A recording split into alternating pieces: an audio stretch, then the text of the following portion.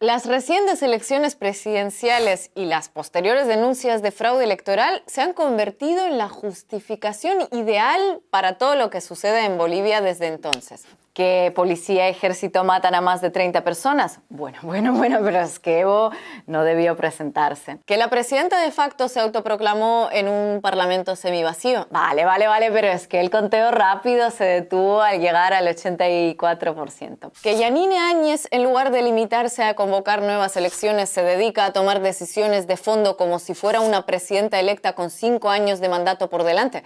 Ya, pero es que los últimos votos del conteo favorecieron mucho a Morales. Que nadie ha podido demostrar que fraude fue fraude. Pero déjame terminar la fraude. El supuesto fraude electoral denunciado por el secretario general de la UEA, Luis Almagro, se ha convertido en la excusa perfecta para el todo vale en Bolivia. El detalle es que el informe final del organismo, más que despejar dudas, las confirma. Desde el inicio se publicaron varios estudios dudando de la metodología de la UEA en la supervisión de los comicios, pero como a mí me gusta dudar por mí misma y no dudar porque duden los demás, hice un gran esfuerzo, un esfuerzo de casi 100 páginas, de hecho, y me lo leí, sí, enterito. Lo primero que llama la atención es que la aplastante mayoría del informe se centra en el sistema de conteo rápido, o TREP, que no tiene validez legal. El TREP es un recurso que sirve para poder dar resultados aproximados antes de la conclusión del escrutinio oficial final y, en el caso de que haya diferencias amplias, no tener que esperar un proceso definitivo que puede llegar a ser lento para declarar un ganador.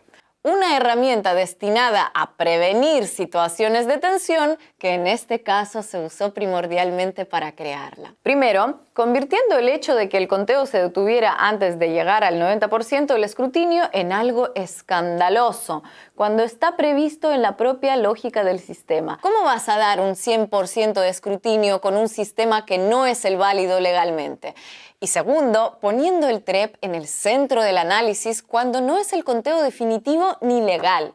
Algo así como puntuar una tesis de fin de carrera evaluando los apuntes de clase del estudiante en lugar del texto que entregó cuidadosamente encuadernado. En varios momentos del informe, sus autores afirman alegremente que pusieron especial énfasis en las actas donde Evo Morales tuvo muchos votos, lo que es una cruda confesión de que lo que se buscaba no era comprobar si el proceso había sido limpio o no, sino encontrar algún elemento que demostrara que el MAS robó las elecciones. ¿Por qué las mesas con muchos votos para Morales fueron analizadas con lupa y las muy favorables a su principal rival, que también las hay, se dieron por buenas sin más? En otra sección se lamentan de que varias actas fueran quemadas, cuidándose, eso sí, de aclarar que quienes las quemaron fueron los partidarios de Carlos Mesa. Pero lo realmente desconcertante del caso es que el informe no trata esos hechos como posible reflejo de la poca voluntad de unos por aceptar resultados adversos, sino como indicio de que el gobierno buscaba un fraude,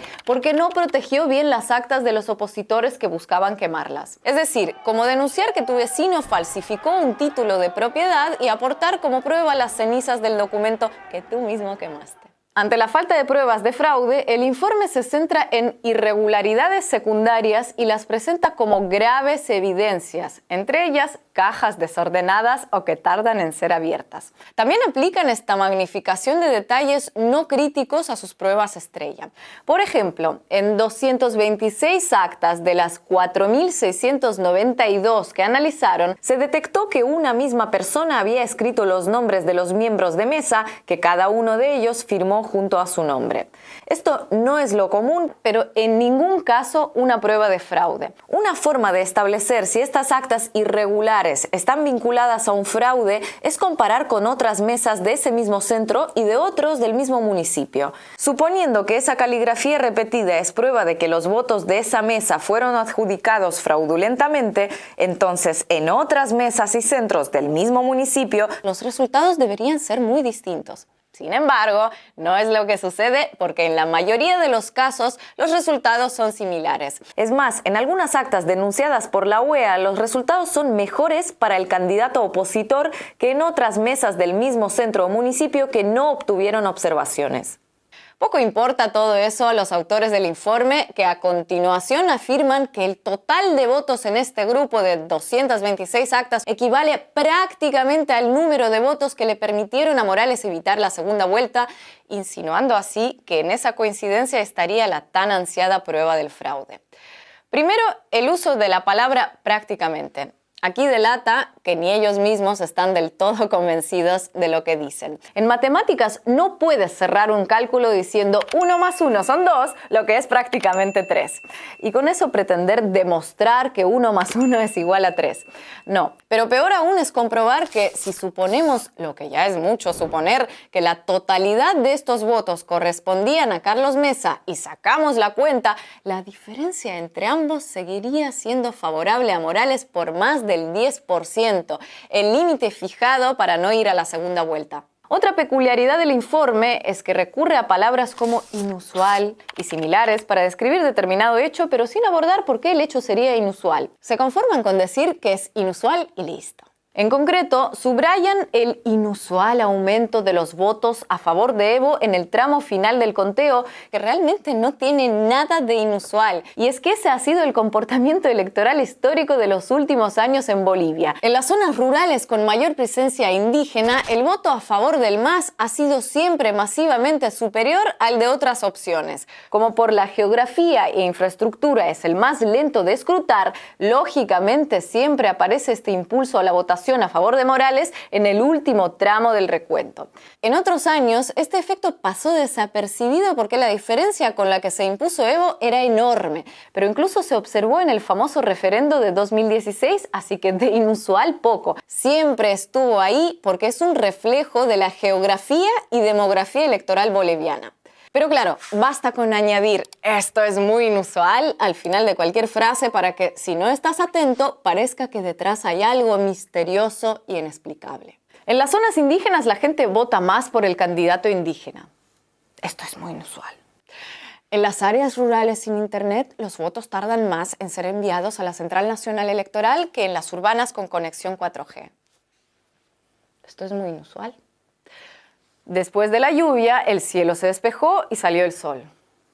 Esto es muy inusual. Pero un momento. ¿Todo esto supone que las elecciones de octubre pasado fueron de una limpieza y pulcritud inmejorables? Por supuesto que no. De hecho, ninguno de los informes que discrepan del texto de la OEA, incluido este que están viendo, afirma que los datos contenidos en el mismo sean falsos, sino que su interpretación de las irregularidades es interesada y parcializada, y sin mucho ánimo por disimularlo. Porque no es coincidencia que el informe previo que realizaron se entregara varios días antes de lo anunciado y este informe final les llevara varias semanas para apenas aportar novedades. O dicho de otro modo, primero les entraron las prisas para sacar conclusiones y después no les alcanzó el tiempo para demostrarlas.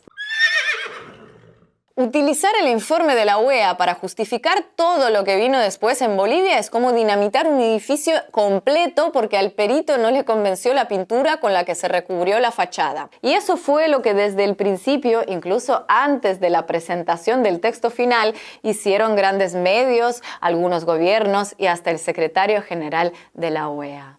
Sí, hubo un golpe de Estado en Bolivia. Ocurrió el día 20 de octubre cuando se cometió el fraude electoral que tenía como resultado el triunfo del expresidente Evo Morales en primera vuelta. Actitud que contrasta con lo sucedido en Honduras en 2017, cuando en base a un informe mucho más duro y contundente, la OEA recomendó inicialmente la repetición de las elecciones, pero después de que Estados Unidos reconociera a Juan Orlando Hernández como presidente, el organismo lo reconoció a su vez. En aquel entonces, su secretario general en ningún momento mencionó la palabra fraude. Hoy es muy diferente. Nada nuevo, por otro lado, ya que, como dijo un diplomático latinoamericano en 1954, si Estados Unidos lo desea con suficiente fuerza, puede lograr que en la OEA se apruebe una resolución declarando que 2 y 2 son 5. Pero no por viejo menos triste. Pero atención, última hora, en vivo. Parece que el secretario general Luis Almagro reflexionó sobre todo lo sucedido y admite los errores de la OEA en el caso boliviano. Escuchemos. Ese papel de la OEA es probablemente uno de los papeles más abyectos que que ha tenido una organización internacional, una organización multilateral en un tema en nuestro continente. Y definitivamente es una página muy oscura de nuestra organización. Bueno, qué alivio que se dio cuenta. Rectificar es de sabios. Sigamos escuchando. Es imposible dejar el pasado atrás o modificar el pasado. Sí, nuestro compromiso de que estas cosas no pueden volver a suceder nunca más en este continente. No siga, secretario, no siga, por favor. Tanto sincero arrepentimiento me va a sacar las lágrimas. Y esta es una oportunidad también para condenar la validación que la Organización de Estados Americanos realizó de la invasión a República Dominicana en el año 1965. Ah, que el video es de 2015, cuando Luis Almagro condenó el aval de la OEA a la invasión de Estados Unidos a República Dominicana hace medio siglo. Ya me parecía. Gracias. Pero bueno, no perdamos la esperanza. Apenas tardaron 50 años en pedir disculpas por eso. Así que tal vez para el año 2069 el sucesor del sucesor del sucesor del sucesor del sucesor del sucesor del sucesor de Almagro se muestre avergonzado por el papel jugado por la OEA en Bolivia en 2019.